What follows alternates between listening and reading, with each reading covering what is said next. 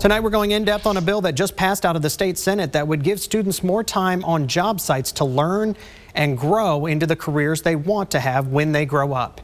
If it passes the House and the governor signs it, your kids could go to school and even go to work all in the same day. I spoke with the state chamber and the state senator behind the bill, unedited, about this change in learning.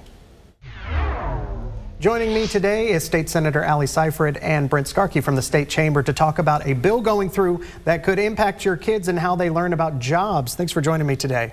Thanks for having us. On the surface, SB 95 looks like a workers' comp reform, but what does SB 95 do? We're really trying to get more businesses involved, trying to partner with our local schools, trying to get more internships. We know that the sooner students are exposed to all of the great options we have in the state of Oklahoma for jobs, the better it is for them. So that's what this bill is trying to do. Why do you need legislation? I mean, we've all had career day growing up, but why do you need legislation to open this door? It really goes back to the change in the graduation requirements that we passed last year. We added a fourth math. We tried to include some pathway units, and so it's a little bit of cleanup from that. We heard back from the business community that there might be some lack of clarity in who is covered under workers' comp. So to talk to you about Senate Bill 95, if you are a paid intern, you're covered. If you're unpaid, then you would be not covered. But either way, businesses are in charge of keeping students safe, but there was just that sort of clarity that we needed to clean up in statute. Brent, why is the chamber so interested in this? I know we often talk about the pipeline here, yes, but and that's exactly where we're going here. Workforce is a big concern of all businesses across the country, but specifically here in Oklahoma, the last 4 years, workforce #1 concern of business owners in Oklahoma, and it's an all hands on board approach. You've got to look at every nook and cranny, and internships and apprenticeships are a great way to get those incoming students into either a career or to college into the workforce quicker. Educated quicker, successful quicker. That way they're successful, but they're also useful to employers across the state.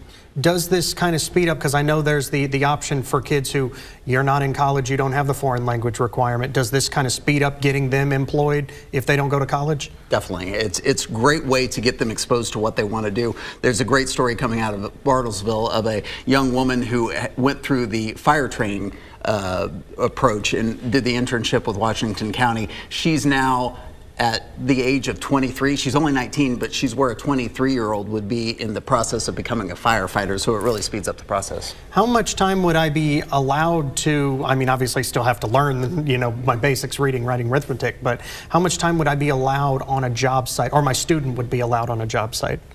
It really varies depending on what school's program you're looking at.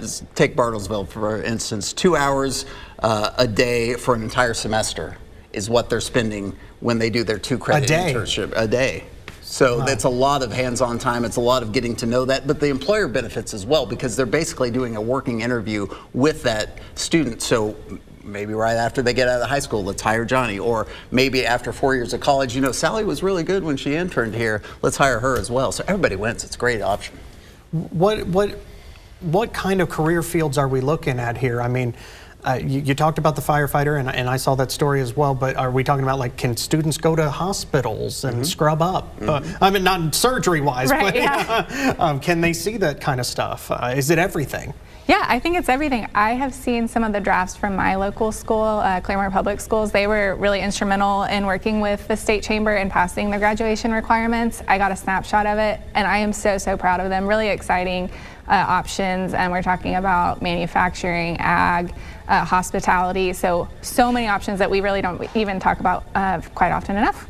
How do you address, there's even college students who don't know what they want to do. Can people still, like, maybe I want a taste of firefighting, or I want a taste of, does that open the door for this? I think it definitely opens the door for it. It wins for everyone, because the student gets to see, do I really want to go into oil and gas? Do I really want to go into medical? But it saves them the time, so they don't spend a couple 4 years in college going after a degree they're ultimately not going to use. Saves the parents time and money, because they're not paying for that 4-year degree that never gets used. So it gives them better clarity of what they want to do with the rest of their lives, because it exposes them to different options and different career fields. Is this an extracurricular? How is this time defined in the school day? It's part of the school day, and a lot of, and like you were saying too, a lot of different school districts do it a little bit different. They can devise their own program, but I'm familiar with the Bartlesville program, and yes, it's part of the school day. At lunch they go to their internship for the rest of the day, and that's where they spend their last 2 and 3 hours. So it's not, I have to choose between band and firefighting. Yeah. So. Right. Yeah, that was a big concern. Is you know the kids' schedules are already so packed but we recognize how valuable internships are, but what are you going to give up, right? Sports are so important, or band, and so there are only so many hours of the day, which is why we felt like maybe removing the foreign language just to offer it up. You can still take it. I did get some emails on that last year.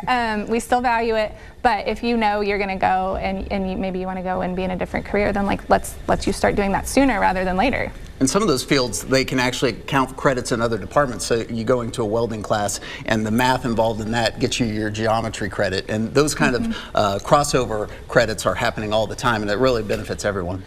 So let's say I'm not going into a career field that requires a college degree. Can I work towards my licensing at this time as well on the site? That's exactly what you're doing. You're taking some of those courses and you're learning about the process to be a firefighter. You're learning some of those test subjects that you immediately take that accreditation once you get done with high school, and you're far, far ahead of the game when it comes to getting that full accreditation. So I know it goes to the House now. Is there an emergency clause on this so this can be in place next school year? No, I don't believe there is an emergency clause on it. I was able to present it off the Senate floor unanimously on Wednesday.